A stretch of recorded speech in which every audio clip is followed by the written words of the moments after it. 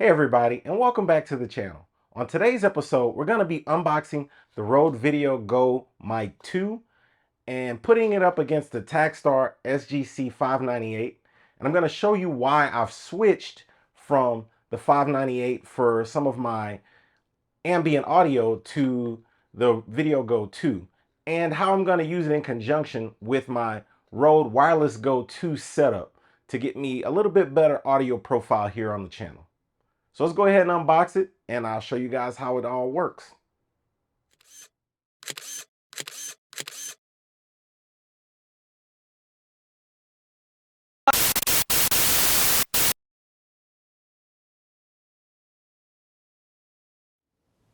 Okay everybody, this is the SGC 598. It retails for about 50 bucks.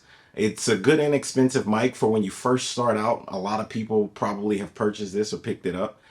The audio from it isn't that great. It does need a lot of post-processing, but I'm going to show you here audio straight out of the mic so you can see how it sounds for comparison. And then we'll go on to the next mic.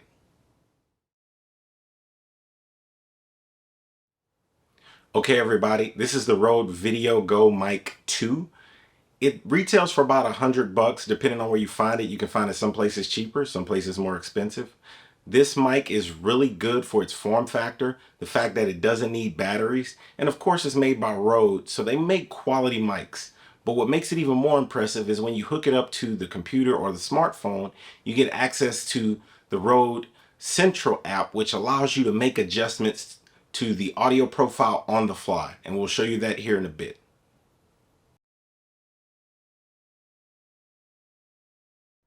Okay everybody, this is the Rode Wireless Go 2. I have it paired with a lav mic, but you can use these guys independently. You get two for about 200 bucks along with the receiver. It allows you to be more wireless and more cord free without having the limitations of being within a certain range like most shotgun mics will have you do, or have to have cables all over the place. However, it is susceptible to what most wireless mics are as far as being on the 2.4 gigahertz frequency, so there could be some interference issues here or there. Although in my experience, I haven't really had that happen. It's been pretty rock solid, but I do need another mic to pair with this, and the mic that we're reviewing today is perfect for that. Okay, so here we have the Rode Central app. As you can see, we're in the VideoMic GO II portion. You can back out and have additional Rode devices connected all at once, which makes this kind of cool, especially if you're doing like a mobile type of podcast. You could have any combination of these VideoMic GO IIs and the wireless GO IIs as well. You can have a couple of people with the lavs on and have more of a mobile setup, or, you know, a stationary / mobile hybrid, just kind of depending on your space, which I think is great and interesting. It's definitely good for if you travel like I do from time to time.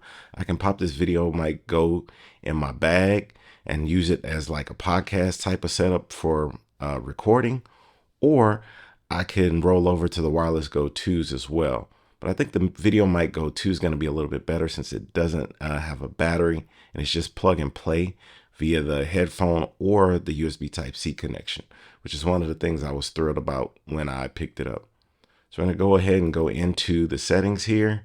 And as you can see, we can do padding if the microphone is next to something that's really loud and causes a lot of clipping. We could use that. We have the input level. Right now I have it about half gain. We can turn it down. And this is what it sounds like at 0. I'm not going to go past half because then, of course, we would intentionally cause clipping. You have a high pass filter built in. This is at 75, 150, and then back to off. And the same thing with the high filter boost. You have on and off. And then you can do direct monitoring. You can turn that all the way up or down. It's arbitrary if you're not actually listening to anything, but I think this feature is more so for if you're behind the camera and you want to monitor the audio in real time and have a clean output directly from the mic, not going into the camera. You can have audio coming straight out of the mic to see how it sounds unfiltered. So again, I think this setup is great if you are, more mobile or have limited space like I do, you can kind of set this mic up on a simple mic stand anywhere and get some clean audio recorded by comparison from some of the other mic selections that we listened to a little bit earlier.